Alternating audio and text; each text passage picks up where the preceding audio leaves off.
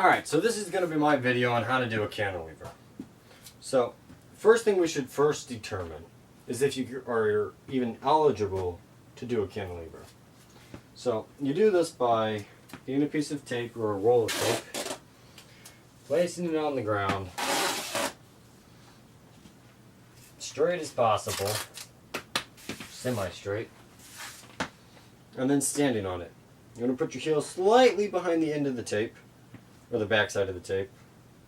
It's backside for me. I don't know what it is for you. And rotate your foot as far as you can. Then rotate your other foot as far as you can. Hopefully your feet can go behind the tape. Now, what I'm trying to avoid, or I guess weed out, is people that do something like this. If you're getting in this position, you're not going to be able to do a cantilever. I really don't even want people that are getting slightly behind. I mean, that is behind the tape, but that's not even really acceptable when you're doing a cantilever. What you really want is to be one of those people that are people that can hyperextend their body. Somebody like me. So what that means, or what it'll look like, is you'll be able to take your foot and you'll rotate it way over there. And you can also rotate your foot and rotate it like that. If you can do that, you can definitely do a cantilever. So I would be happy if you went something like that. That's not bad at all. So assuming that you've passed that, or you can actually do that, let's talk about how to prepare off ice for doing one on ice. The way I do it on ice is I start from crossovers. I always have to get speed. And then I choose to stand on my least dominant side, my left foot, rotate around, and plop my right foot down on the ice. So that's kind of what I'm going to mimic here. I'm going to say I did a crossover, and hopefully if you're doing good crossovers, you're looking in the direction you're going, you have your arms up like so, and you can place your right foot down. What I want to try to do is get very accustomed to doing this as quickly as possible. So you're coming in, you've got your crossover and plop. That's what I want, except in a straight line. So you've got your crossover, you're turning your head, and you're plopping your foot down. It's also good to keep it about shoulder width apart. So just do that a bunch of times until you become really used to being able to place your feet down in a straight line. Now, I guess if I want the camera to see it, I'd have to do it like this. So you're doing your crossover, you're coming up, and you're stepping. So that's what I would do first. Second, from here, you have really two options. You can get something like a chair, a bucket. In my case, I'll just use a bucket real quick. And place it, a half a foot behind me. Now I'll stand here with my left foot on the ground. I rotate, I place my right foot down, and then I'll begin to squat. Now, this is where a lot of people will mess up on their cantilevers. Why? Is because when they sit down, they'll begin to rotate their toes inward, or outward.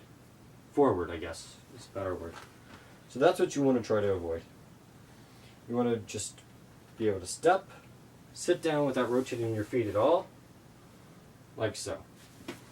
Once you get accustomed to that, then you can progress to actually the squatting position, at least that's what I'm going to call it, where you start with your left foot, you look in the direction you're traveling, you place your foot down, you bend your knees, and sit as far as you can. And that's kind of what I'm looking for right now. No pronation or anything. And that should be pretty easy if you can do it on a bucket. From there, what I want to do is talk about, I guess, the hand position on the ice. So most people, most beginners, even I did, when I was doing cantilevers, I had to put my hand on the ice to, I guess it was either for ab strength, leg strength, or just insecurity on how the cantilever works.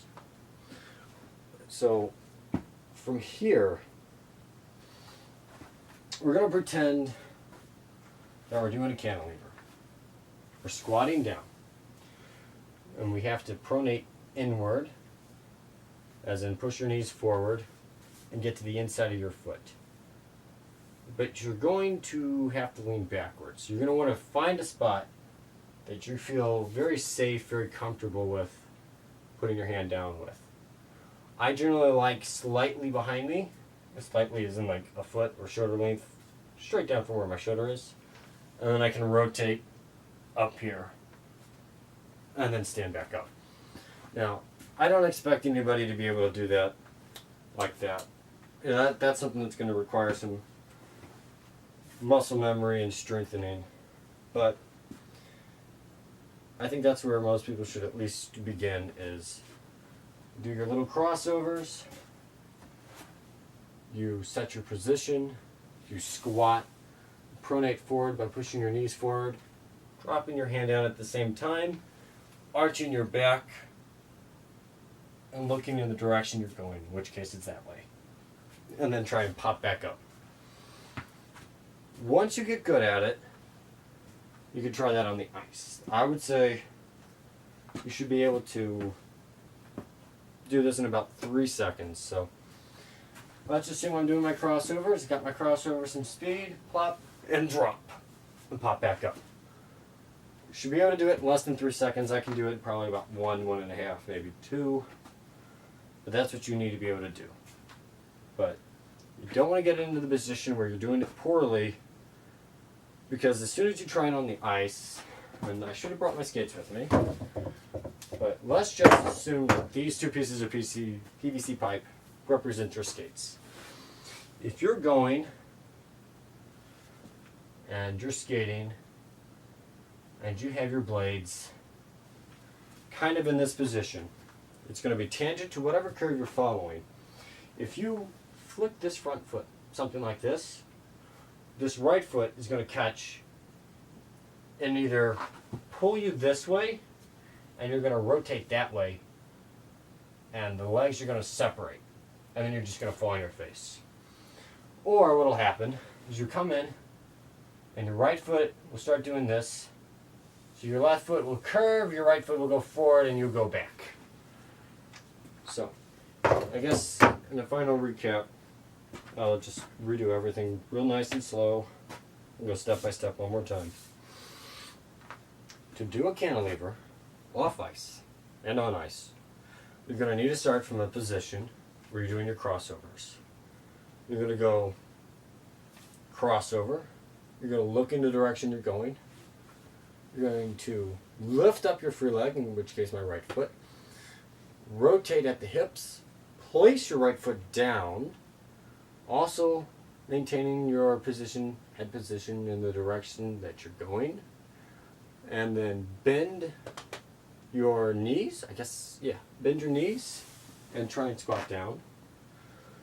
And from here, you want to pronate your knees forward. I'm not entirely sure the angles